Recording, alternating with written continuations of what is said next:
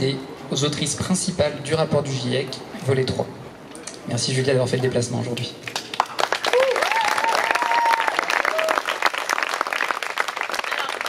Merci tout le monde. Ça fait très plaisir d'être ici. Je suis ici en tant que chercheuse, en tant qu'académique, en tant que scientifique, en tant que maman, en tant que citoyenne et en tant qu'activiste. Donc voilà, donc je remercie à tous ces différents titres.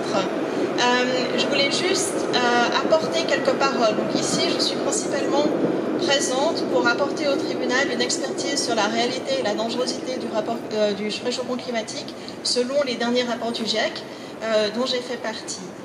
Donc je ne m'exprime pas au nom du GIEC, mais je porte certains des contenus des rapports du GIEC dans ce procès et dans ce tribunal. Alors, juste pour quelques mots de contexte, et je sais que je prends la parole à des activistes qui ont probablement une certaine anxiété, et ce n'est pas quelque chose que je veux aggraver, mais il est important de rappeler le moment sans précédent dans lequel nous sommes. La planète connaît actuellement en 2023 probablement l'année la plus chaude qu'on a jamais vécue depuis la fin de la dernière ère glaciaire, depuis 12 000 ans. Ces 12 000 ans, pour nous, c'était... en fait, c'est une histoire l'histoire de la planète et l'histoire de l'humanité dans la planète, ce n'est pas quelque chose qui est enseigné de manière assez compréhensive ou même du tout. Mais ce qu'il faut comprendre, que ces dernières 12 000 années, c'était un moment magique pour nous, pour notre espèce et pour les écosystèmes dont nous dépendons. C'est-à-dire que depuis la dernière ère glaciaire, nous sommes dans une ère de stabilité tiède, la bonne température parfaite pour nous. Nous avons pu développer l'agriculture, nous avons pu développer les villes, l'écriture, la civilisation, tout ce que vous voulez, parce que la planète n'a pas changé de plus qu'1 degré de température pendant cette période. Et depuis environ 10 ans, nous sommes sortis de l'Holocène. Ça, c'est un des messages déjà du rapport du GIEC de 2018, le rapport spécial sur les 1,5 degrés. Nous sommes en train d'en sortir comme une fusée qui décolle. Donc, ce qui est sans précédent, c'est non seulement la température à laquelle nous sommes actuellement, c'est non seulement les impacts que nous voyons autour de nous, mais c'est aussi la rapidité avec laquelle nous sommes en train de changer le système Terre. Le système Terre a connu des périodes plus chaudes, malheureusement pas pendant qu'il y avait des humains, mais la planète et certains écosystèmes ont connu des périodes plus chaudes. Par contre, la planète n'a jamais connu un changement climatique d'une telle ampleur, d'une telle rapidité. Ça veut dire que ce changement, les écosystèmes, les espèces, le vivant ne peut pas s'y adapter. Il n'y a aucune chance. Pour donner des exemples, par exemple, il y a certaines plantes qui arrivent à bouger, qui ont une vitesse normale de ce qu'elles peuvent bouger. Ce qu'à d'habitude, pour certaines plantes, c'est 1 mètre par année, par exemple. Les zones climatiques sont en train de bouger beaucoup plus vite. Donc on a l'illusion que le monde vivant va pouvoir s'adapter, ce n'est pas correct. Nous vivons actuellement, nous voyons tout autour de nous les impacts qui existent déjà à 1,2, 1,3 de réchauffement moyen. Quelque chose d'extraordinaire, et pas dans un bon sens, tout l'hémisphère nord a connu des vagues de chaleur mortelles cet été. Tout l'hémisphère nord a connu des vagues de chaleur mortelles. Un continent, ok ? Tous en même temps. Les océans sont en train de monter en chaleur d'une façon vertigineuse que les scientifiques ne comprennent en fait pas très bien. Donc, ce qui s'est passé cette année en termes de glace sur les pôles et en termes de température des océans, c'est quelque chose de complètement inédit. C'est un événement dont nous ne saisissons pas encore la portée. Et nous avons vu les feux au Canada, en Grèce, nous avons vu les inondations entre Beijing en Chine et puis beaucoup d'autres endroits autour de nous, certains beaucoup plus proches. Et nous voyons aussi les impacts sur les récoltes, sur l'agriculture, sur la capacité des populations à se nourrir et à habiter, tout simplement à continuer à vivre dans les lieux où nous avions l'habitude d'être.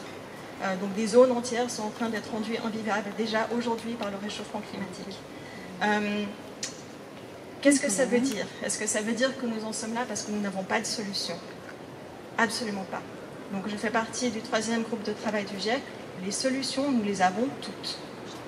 Les solutions technologiques, il n'y a plus besoin de nouvelles technologies si nous prenions au sérieux le réchauffement climatique.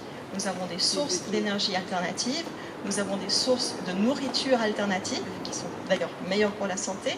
Les sources d'énergie alternatives sont aussi moins chères, il faut l'avouer, que les énergies fossiles par kilowattheure. C'est seulement parce que nous subventionnons les énergies fossiles qu'elles sont encore attrayantes au niveau économique. Et nous avons des solutions, surtout en termes de réduction de demande, d'efficacité et de sobriété énergétique. Mais ça, c'est impossible à concevoir pour nos économies et pour nos politiques.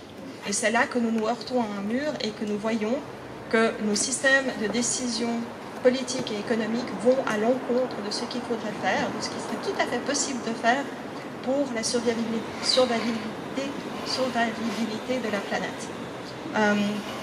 Et c'est ce que nous voyons, ce que constate aussi le rapport du GIEC, c'est que nous avons une toute petite fenêtre d'action qui permettrait encore de rester à l'intérieur de l'accord de Paris, c'est-à-dire garder le réchauffement aussi bas que possible, aussi proche des 1,5 degrés que possible. Cette fenêtre d'opportunité ne peut pas supporter le nouveau développement de projets fossiles. C'est écrit noir sur blanc dans le rapport du GIEC.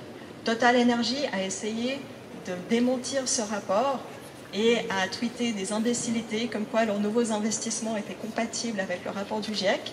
Moi-même et mes collègues ont pris le pas sans précédent au niveau international de démentir Total Energy dans la presse française. Nous avons dit noir sur blanc, vous êtes en train de mentir sur le contenu du rapport du GIEC. Les nouveaux projets fossiles tels que vous les décrivez ne sont pas compatibles avec l'accord de Paris et avec l'action climatique. Ce qui veut bien sûr dire que les actions des financeurs de Total et des énergies fossiles tels que BNP Paribas et toute autre banque fossile sont incompatibles avec la survivabilité de la planète. Et donc, je ne peux dire que je suis heureuse de pouvoir être ici aujourd'hui parmi vous. Je peux dire que j'applaudis l'action non violente, la résistance civile, les activistes d'Extinction Rébellion et d'autres groupes, que je les remercie du fond du cœur, en titre personnel. Je ne peux pas le faire au nom du GIEC, je ne peux pas le faire au nom de mon employeur non plus, mais je peux le faire à mon nom personnel. Et je vais aussi vous laisser avec une citation, d'abord avec un constat scientifique. Le constat scientifique, c'est que nous faisons face à des systèmes complexes, que ce soit le système Terre ou les systèmes économiques qui nous entourent. Les systèmes complexes, on peut penser qu'on les comprend, on peut les modéliser, on peut les étudier, puis on peut dire, ah si on changeait ça, ça ferait quoi? Et puis on peut modéliser ça. Le problème, c'est que les systèmes complexes, on ne les comprend réellement que quand on rentre dedans et qu'on les change dans la réalité. C'est quand on les change dans la réalité qu'on comprend vraiment, réellement de quoi ils sont faits.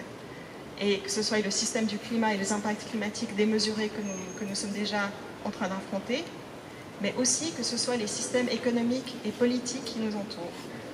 Ce n'est que quand nous affrontons ces systèmes, quand nous leur demandons dans la réalité de changer, que nous pouvons savoir de quoi ils sont faits. Et la répression brutale contre les manifestants non violents, contre la résistance civile, contre l'activité démocratique compatible avec les droits humains qui sévit actuellement en France et dans beaucoup d'autres pays, montre de quoi sont faits nos systèmes économiques et politiques. Et je vous laisserai donc avec la citation de Rosa Luxembourg qui me touche beaucoup. On ne ressent ces chaînes que quand on essaie de bouger. Donc je vous remercie beaucoup de bouger.